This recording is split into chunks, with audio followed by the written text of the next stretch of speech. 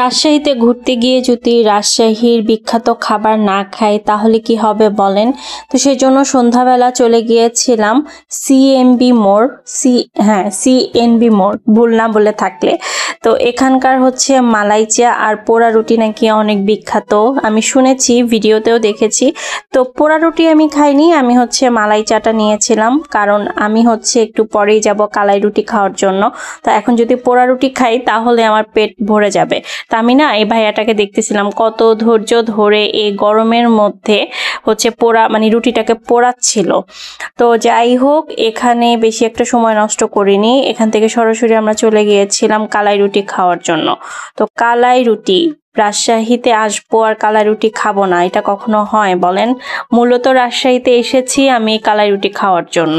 তো এখানে অনেক ধরনের আইটেম ছিল কালাই রুটি খাওয়ার জন্য, মানে কালাই রুটির সাথে হচ্ছে বটভুনা ছিল, হাঁসের মাংস, গরুর মাংস, তারপরে ভর্তা, আরও অনেক কিছু ছিল। তো আমরা হচ্ছে হাঁসের মাংস নিয়েছিলাম, আর এই যে বেগুন ভর্তা, ধনিয়া পাতার চাটনি দেয় স্পেশালি, এগুলো দিয়েই মূলত খায়। তো এই যে কালাই রুটি নিয়ে নিয়েছি। তো আমার হাজব্যান্ড আগে খাচ্ছে, তারপরে আমি বললাম যে কেমন, ও বললো যে না টেস্ট ভালো।